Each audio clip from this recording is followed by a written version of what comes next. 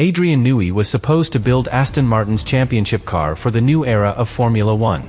Instead, on the very first day of the 2026 season in Australia, the project is already showing cracks. Fernando Alonso didn't even run in the first practice session. Lance Stroll completed only a few laps before the car was called back to the garage.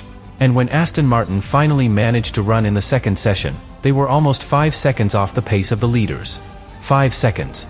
In modern Formula One, that is not a small gap. That is a warning sign. Because behind those lap times there is a much bigger problem. Vibrations from the Honda power unit. A battery system that could fail under stress. And a car that, according to people inside the team, might not even survive a full race distance in its current state. This was supposed to be the beginning of Aston Martin's new empire in Formula One. New regulations. Adrian Newey designing the car. Honda returning as exclusive engine partner. Massive investment from Lawrence Stroll. Everything was built for this moment. But after the first day in Melbourne, the question suddenly isn't whether Aston Martin can fight for the championship. The real question is far more uncomfortable. Is the AMR26 already in serious trouble? Because what Adrian Newey admitted today in Australia may reveal a problem far deeper than a bad practice session. So before we break down exactly what went wrong inside the Aston Martin garage today, and why the Honda power unit could be at the center of the crisis, make sure you subscribe to the channel. Because the 2026 season has just started. And this story might become one of the biggest shocks in Formula One this year. Today in Melbourne was supposed to be a normal first day of the season. New cars. New regulations. Teams learning their machines. But inside the Aston Martin garage, the atmosphere was completely different. Because even before the first practice session began, something already wasn't right. Fernando Alonso's car stayed inside the garage. Mechanics surrounding it. Engineers staring at laptops. And a quiet message from the team confirming that a potential power unit issue had been detected. That meant Alonso would not run in the first practice session. Not a single lap. For a team that desperately needed mileage after a difficult pre-season, losing an entire session immediately puts the weekend on the back foot. But the real shock came minutes later. Because Lance Stroll did leave the garage. The AMR26 rolled onto the track. The new Aston Martin of the new regulation era finally appeared in public. And within just a few laps, it was back in the pit lane again. 3 laps. That was all. The car returned to the garage and the mechanics immediately began checking the same area everyone in the paddock was already whispering about. The power unit. More specifically, the hybrid system connected to the Honda engine. And this is where the situation becomes much more serious. Because this was not a random technical glitch. It was the continuation of a problem that had already followed Aston Martin during winter testing. A problem that engineers quietly described as structural. The issue begins with vibrations. Unusually strong vibrations coming from the Honda power unit. Those vibrations travel through the entire structure of the car. Through the gearbox. Through the suspension. And directly into the battery system. That battery is one of the most important components of the new generation Formula One cars. It stores the electrical energy recovered during braking. It delivers massive electric power during acceleration. And under the new regulations, that electric power is responsible for a huge portion of the total performance of the car. If the battery cannot operate correctly, the entire hybrid system collapses. No energy recovery. No consistent power deployment. No competitive lap times. And according to reports coming from inside the paddock, the AMR26 may be suffering from exactly that scenario.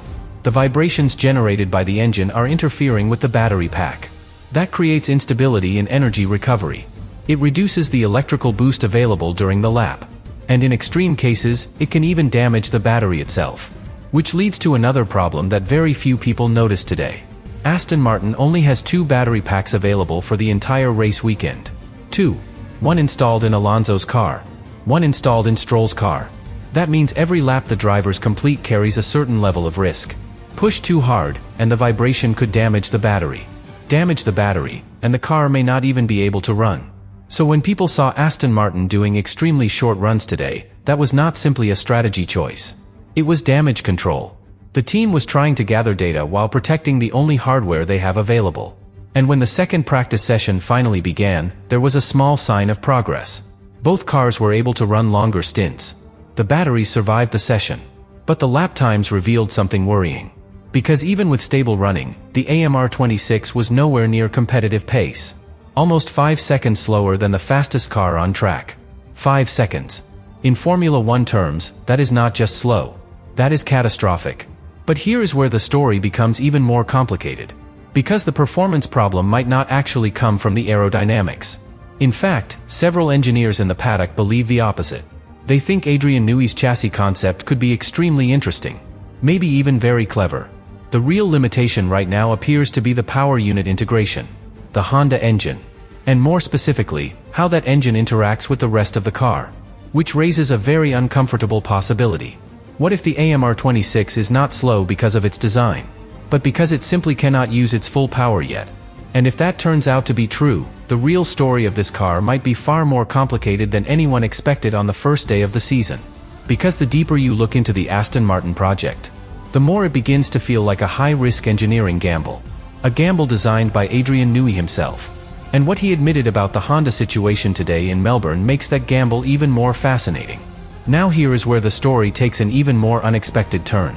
Because what happened today in Melbourne may actually reveal something about Adrian Newey's decision-making that most fans still do not fully understand. When Aston Martin announced the arrival of Newey, the entire Formula One world assumed one thing. That he would immediately build a dominant car. After all, this is the engineer behind some of the most successful machines in the history of the sport. Williams, McLaren, Red Bull. Decades of innovation. Championship-winning designs.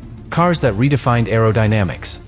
But the reality inside Aston Martin may be very different. Because according to people close to the project, Newey did not approach the AMR26 as a safe design. He approached it as an experiment. An extremely aggressive one. From the very beginning of development, the concept of the car was built around one priority. Aerodynamic efficiency above everything else. That meant pushing the packaging of the car to the absolute limit. Tighter bodywork. Smaller cooling channels. More compact placement of internal components. And an incredibly tight integration between the chassis and the Honda power unit. From an aerodynamic perspective, that idea is brilliant. The smaller the internal space of the car, the more freedom designers have to control airflow around the body. Better airflow means more downforce.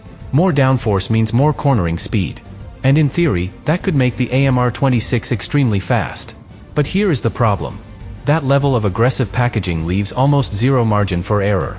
Every component must work perfectly inside an extremely confined environment. The engine. The hybrid system. The battery. The cooling architecture. If even one of those elements behaves differently than expected, the entire system begins to struggle. And that may be exactly what is happening right now. Because several reports from inside the paddock suggest that Honda's new power unit has been producing stronger vibrations than anticipated during development. Normally, engineers would adjust the integration. Give the engine slightly more space. Modify the mounting points. Change the internal layout. But doing that would compromise the aerodynamic concept of the car. And that is where the real engineering dilemma begins. Do you sacrifice the aerodynamic advantages to stabilize the power unit? Or do you maintain the aggressive concept and try to solve the mechanical problems later?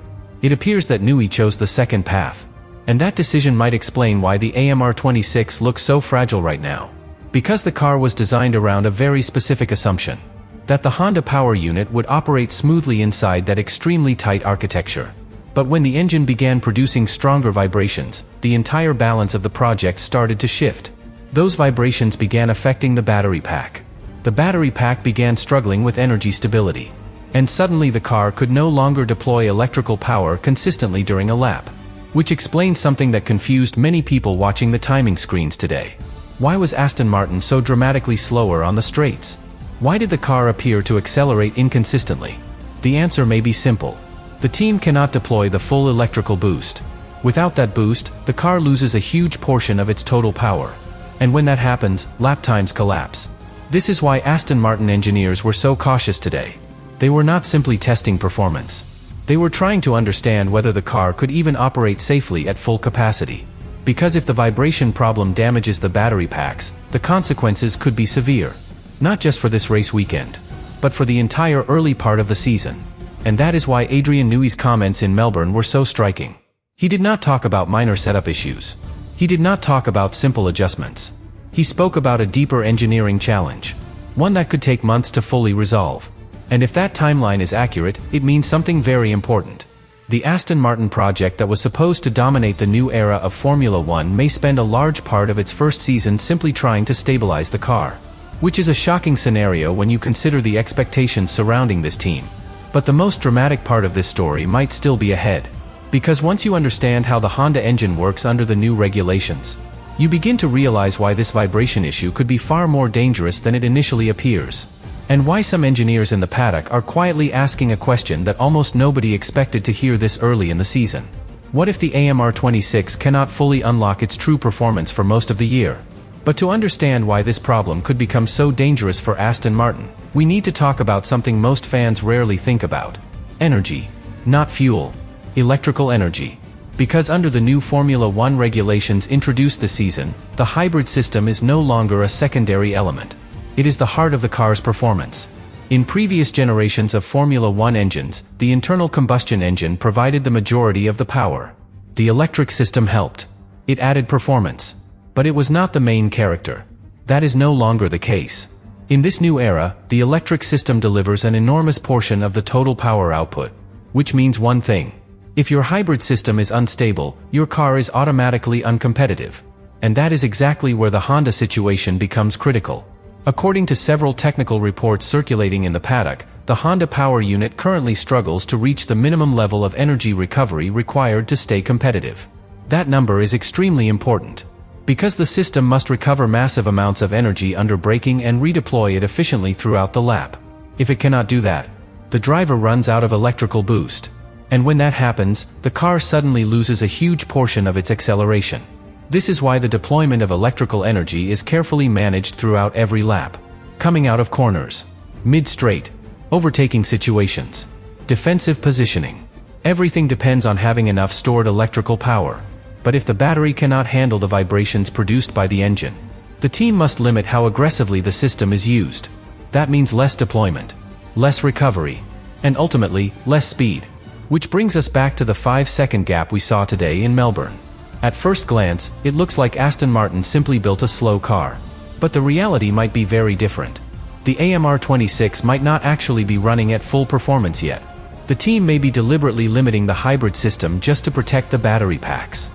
That would explain why the drivers looked cautious on track, why their runs were short, why their lap times never improved during longer stints. Because the car might be operating in what engineers call a protective mode, a configuration designed not to break the hardware.